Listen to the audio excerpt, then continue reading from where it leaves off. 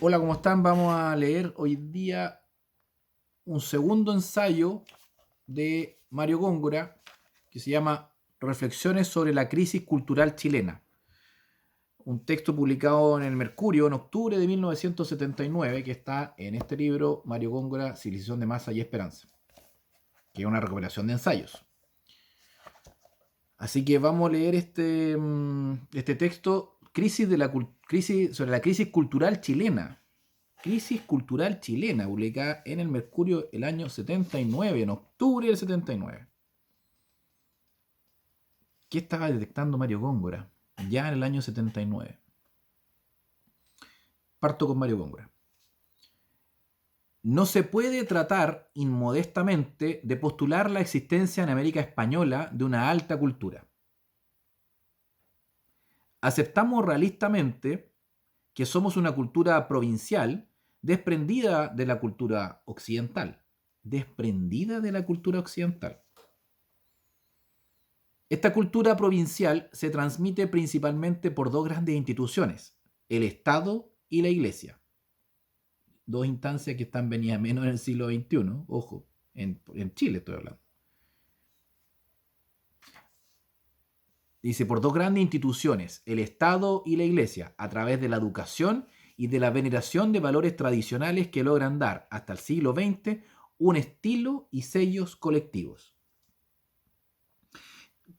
Eh, Recordando nuevamente, como mencionaba en el anterior video, recordando lo que planteaba Góngora, perdón, Carlos Peña, eh, que las sociedades modernas van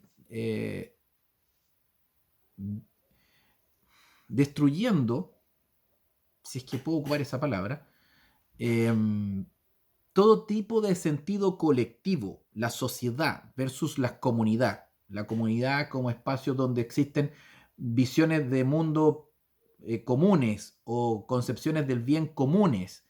En cambio, las sociedades modernas, todo se va diluyendo y transformándose en meros intercambios, no solamente intercambios económicos, que también se fue mutando a un tipo de modernidad neoliberal, el mero intercambio económico, pero la modernidad en sí, en cada intercambio los seres humanos van haciendo, nos van entregando todo su ser en cada uno de esos intercambios y por lo tanto se transforma en un individualismo que va diluyendo cualquier tipo de sentido común, ya de sentido común. Ojo, yo soy súper crítico con esa palabra, pero porque no encuentro, me gusta que me definan y me digan dónde está ese sentido común, de dónde viene, cuál es la fuente matriz, no palpable físicamente, sino que de alguna manera reconocer que existe un sentido común, pero cuál es el origen de ese sentido común. Y las sociedades tradicionales, dígase distintas a las modernas, eran donde existían esas visiones comunes como comunidad versus las sociedades modernas donde es un mero casi utilitarismo de intercambio. Por eso es muy propio de la época moderna el capitalismo.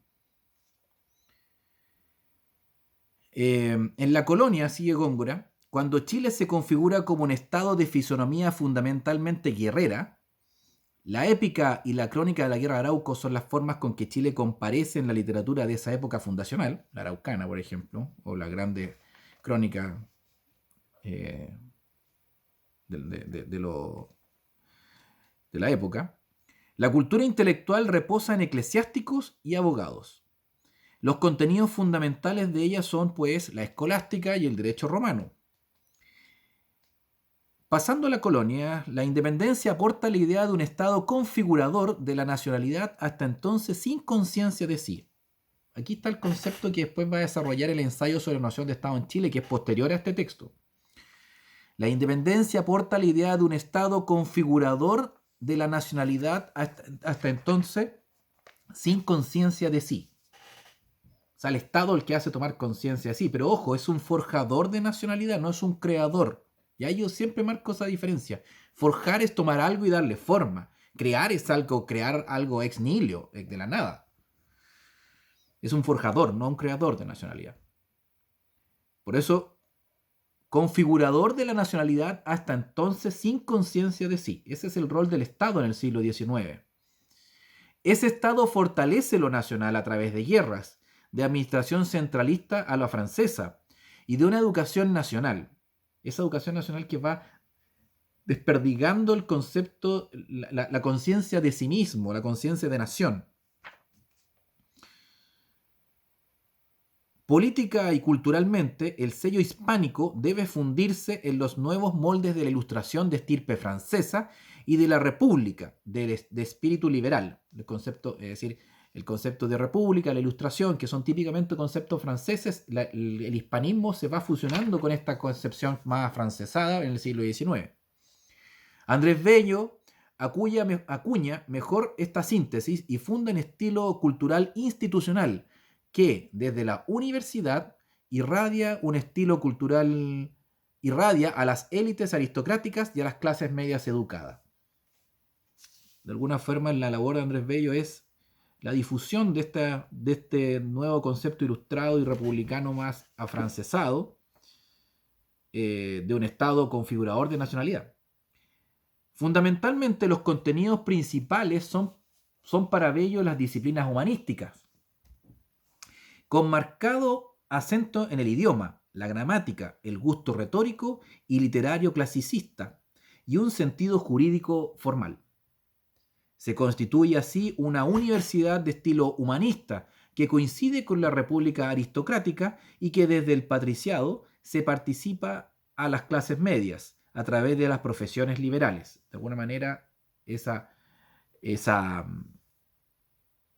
una aristocracia republicana va transmitiendo estos conceptos, estas visiones, este estilo humanista a las clases medias más avanzadas. Lo fundado por Bello tendrá poder cultural durante 2 o 3 generaciones, aunque en la última se entremezcla con el positivismo, tan fuerte en las profesiones de base científica, el positivismo, muy asociado al empirismo. Desde 1920 hasta 1950 o 60, o sea, ya entramos en pleno siglo XX, el Estado, el portador en Chile de las tendencias culturales, las universidades todas forman a la capa dirigente, empieza a ser sumergido por las masas y se torna progresivamente informe. El patriciado aristocrático pierde vida, se hace mero convencionalismo social. El ideal educativo de Bello, estereotipado, falto de renovación, deja de ser atractivo. Los célebres poetas de este siglo se forman solos, viven generalmente en el extranjero y sobre todo intentando asimilar sus fuentes espirituales directamente y no a través de la educación nacional. La gran crisis cultural que hoy se acusa con tanto relieve proviene, pues, de esas décadas, del año 20 al 50, en que se desvanece el estilo cultural colectivo formado en el siglo pasado, y con ella los valores unívocamente transmitidos por la educación. Desde entonces hay culturas individuales, pero no un estilo general. Culturas individuales, pero no un estilo general. Y ese estilo general lo fue dando, como decía, esa concepción humanista de Andrés Bello, heredero de ese republicanismo y esa ilustración francesa de un Estado centralizado que fue forjando nación. Y eso fue transmitido por el Estado por medio de la educación. Pero ya, y obviamente, y también por la aristocracia que fue transmitiendo ese conocimiento casi con un sentido de deber, de responsabilidad por educar a las clases medias que estaban emergiendo. Pero todo eso se va perdiendo en la época de la sociedad de masas, y a partir de los años 50, 60.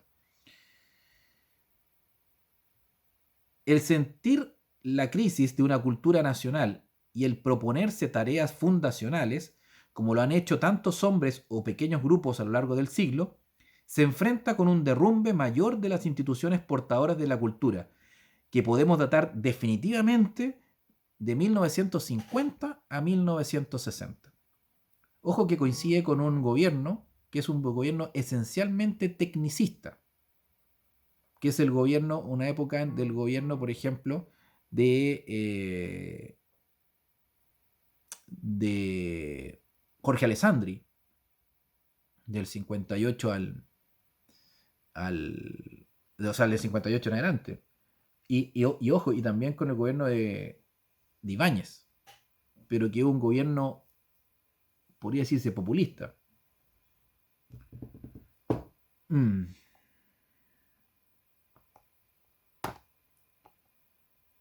Eh, el Estado se ve desde entonces sumergido por una democracia de masas desprovistas del etos republicano, del patriciado y de las viejas clases medias. Es una generación de caudillos, Ibáñez, cuyas imágenes corresponden a la psicología de las masas. Ojo, cuando habla de caudillos también habla de caudillos civiles. En realidad ya no son los presidentes de alguna manera de la figura institucional del presidente de la República, sino que son grandes caudillos de masa. Ibáñez, de alguna manera también Frei Montalva, Allende, grandes caudillos civiles o militares, como se podría decir. Es una generación de caudillos, cuyas imágenes corresponden a la psicología de las masas, casi al marketing político. El marxismo, la sociología y la economía socavan la idea de Estado en su riqueza tradicional, viéndolo solo como un reflejo social o como un mero aparato de seguridad.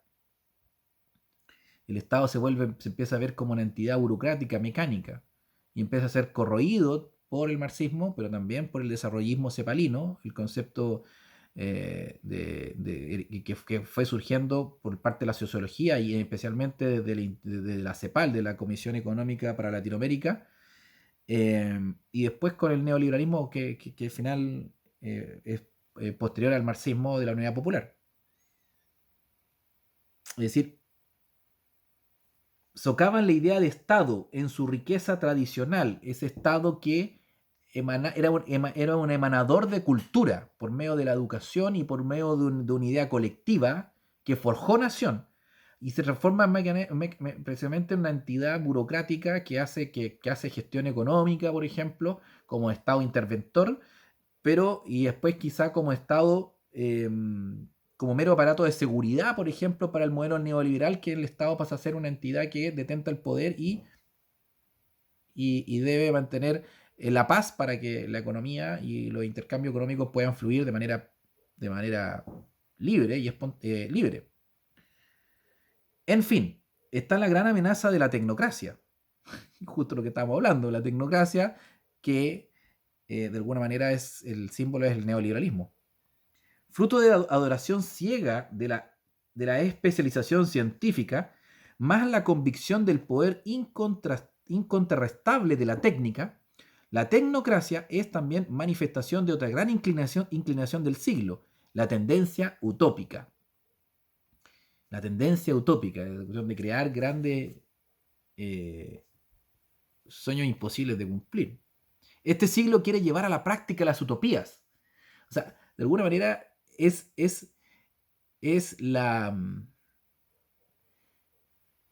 el antropocentrismo llevado al máximo que quiere llevar a la práctica utopías que son esencialmente incumplibles. Una utopía es algo que es imposible de cumplir, pero lo que se quiere hacer con la tecnocracia, con las disciplinas economicistas, la sociología, o la economía y la sociología en el marxismo, o la economía en sí, como los Chicago Boys, era cumplir esas utopías, esos imposibles. Eso ya es una soberbia antropocéntrica así, pero descomunal. Donde no existen espacios para eso, para ese misterio insondable de lo que es la humanidad y en realidad el sentido de la trascendencia. Esta conjunción de técnica y utopismo, técnica como herramienta y utopismo como visión de llevar a la práctica las utopías, es naturalmente fatal para la cultura individual y las culturas nacionales. La oleada mundial,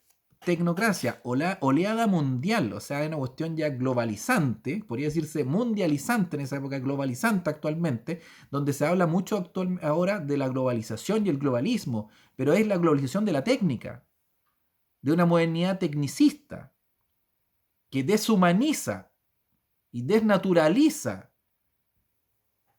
el mundo. El tecnicismo como casi como Bueno. La tecnocracia, oleada mundial, se proyecta en Chile como en otros, fabricando el futuro con técnicas económicas, sociológicas y psicológico-sociales. Fabricando el futuro. Fabricando el futuro. Con técnicas, con modelos sociológicos, económicos o psicosociales. Ingeniería social, constructivismo social, que no respeta tradiciones, costumbres ni ningún tipo de esa historia profunda. Influidos por los grupos tecnocráticos, los gobiernos chilenos plantean desde hace décadas la construcción de un nuevo país, de un nuevo país. O sea, por favor, vean el documental sobre los Chicago Boys, vean cómo declaran, que es muy interesante cómo hablan los mismos Chicago Boys. Fontaine, De Castro, ¿quién más está ahí? Y hablan, Rolf Luder, hablan como que estuvieran mirando desde arriba, construyendo. Dice, país de mierda, dice uno. O sea, uno se sorprende de esas visiones tan dogmáticas y tan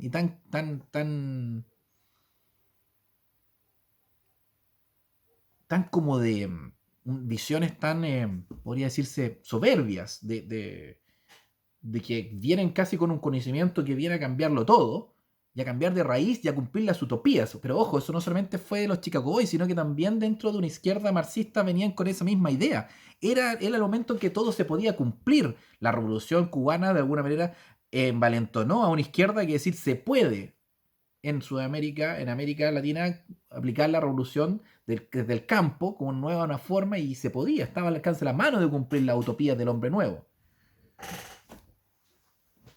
Influidos por los grupos tecnocráticos, los gobiernos chilenos plantean desde hace décadas la construcción de un nuevo país, ignorando o repudiando el pasado y el presente. Repudiando el pasado y el presente. Por favor, vean ese documental. Y cómo repudiaban, y ahora en el siglo XXI, cuando le hacen la entrevista a los Chicago Boys, ellos repudian ese país que nosotros dejamos cuando nos fuimos a estudiar a Chicago. Y cuando volvimos nos encontramos con un país de mierda. Repudio al presente y al pasado. Los hombres de cultura quedan aislados en medio de este futurismo lineal y de esta mentalidad que solo aprecia la ciencia y la técnica. Solo se aprecia la ciencia y la técnica, lo medible, comprobable, lo empírico.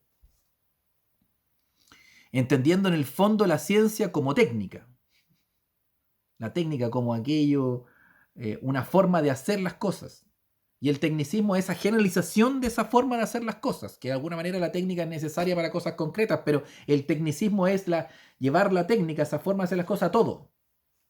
La generalización de algo simple. Una técnica, algo simple aplicado a algo concreto, es generalizarla y aplicarla a todo espacio de desarrollo cultural. La tecnocracia ha podido ser desarrollista, que es lo que hablaba delante del concepto del desarrollismo cepalino, ha podido ser desarrollista o liberal económica, pero en todo caso constituye tal vez la amenaza fundamental para nuestros valores culturales. No sé si tendremos la lucidez y la fuerza para neutralizarla. 1979. Yo nací el 80, tengo 40 años. Y creo que no logramos tener la lucidez para neutralizarla, porque nos transformamos en una sociedad totalmente tecnocrática, en su momento desarrollista, es decir, con un Estado que buscaba generar un desarrollo hacia el interior, desarrollando, valga la redundancia, la industria nacional, etc., y cerrando el tema de las importaciones, pero una concepción economicista, igual economicista, y el liberalismo económico hizo lo mismo, pero abriéndonos. Ambas visiones son tecnocráticas, economicistas, que son visiones globalistas, que dice, como dice Mario Góngora acá, dice una oleada mundial, y que viene principalmente desde posterior a la Segunda Guerra Mundial. Se va perdiendo el etos occidental, transformándose estas sociedades de masa y de consumo en técnicas sociales, de constructivismo, de construcción social, de ingeniería social, de utopías que se pueden llevar a la práctica por medio de técnicas, de modelos, del modelo socialista, el modelo desarrollista, marxista, socialista, o el modelo desarrollista o el modelo neoliberal. 3 planificaciones globales que totalmente destruyeron la cultura nacional, las tradiciones y las costumbres de una sociedad eminentemente tradicional, pasarlas a una modernización, una lucha entre las concepciones identitarias que terminan en, que viven de alguna manera la historia de la idea en Latinoamérica es el polo entre lo identitario y lo moderno, modernizador, y esta modernización que tuvo 3 alternativas, desarrollista, marxista o neoliberal, en el fondo las 3, tecnicistas, mecanicistas, economicistas, dice Góngora acá, no sé si tendremos la lucidez y la fuerza para neutralizarla. ¿Por qué? Porque es la amenaza fundamental para nuestros valores culturales. Ya lo leíamos en el otro ensayo, el concepto de la libertad como espacio interior, ese espacio infinito.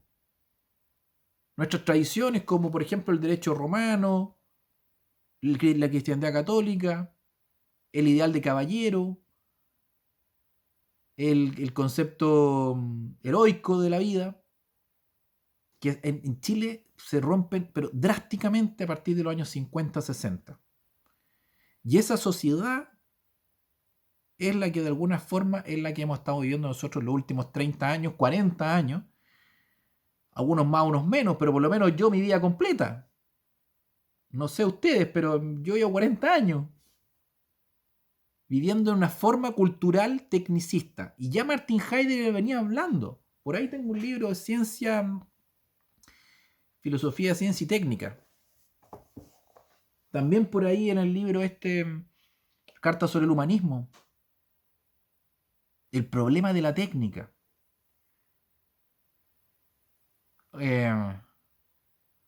La desnaturalización, deshumanización. No sé si tendremos la lucidez y la fuerza para neutralizarla, termina Góngora. Ahí. Creo que no tuvimos la lucidez ni la fuerza para neutralizarla.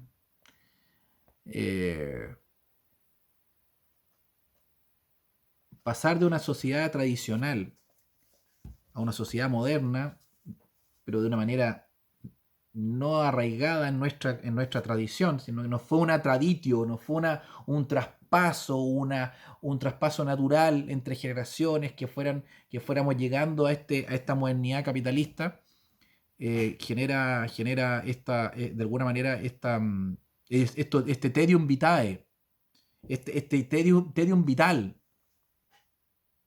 que, que se expresa de diferentes maneras, con el consumo exacerbado, que con con una búsqueda de sentido de trascendencia que se fue perdiendo en una sociedad que en un par de generaciones cambió drásticamente, donde se fue perdiendo todo sentido de comunidades, como por ejemplo las juntas de vecinos, el barrio, los sindicatos a nivel de los trabajadores, los gremios, todo se fue diluyendo en una gran masa y que ahora esas grandes masas están absorbidas en un subjetivismo individualista, pero que no es interior, que es más que nada un subjetivismo del parecer más que del ser. Y del hacer sin H, como algunas veces lo he planteado, más que el hacer con H, donde se hace sin H. Un hacer sin sentido. Casi un marcar el paso, que eso sería de alguna forma la expresión de una modernidad que en esa liberalización del ser humano que es liberarse, es una historia política por lo menos, de liberarse del poder centralizado, monárquico por ejemplo, nos vamos liberando y vamos quedándonos al final con una libertad quizá confundida, que es la libertad de elegir, más que por la libertad de la búsqueda de esa libertad de sentido originario, que es una libertad interior de ese espacio infinito.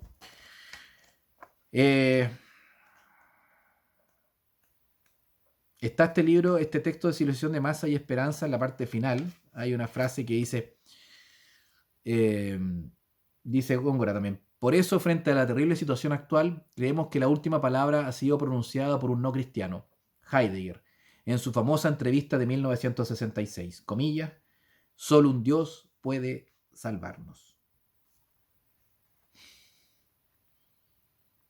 Solo un Dios puede salvarnos. Eh, Quizá lo estamos viendo ahora con la política, que supuestamente un resurgir de la política, un sentido por el bien común, preocuparse del bien común, el sentido por la colectividad, la comunidad, y lo que está viendo en realidad es una anomia política, es un- una búsqueda media desorientada en pos de darle sentido al poder, al consumir, a la economía, a las relaciones sociales, o sea, una pérdida de sentido absoluto. No sé si tendremos la lucidez para enfrentarla, decía Góngora, esta, esta crisis cultural de Chile, 1979.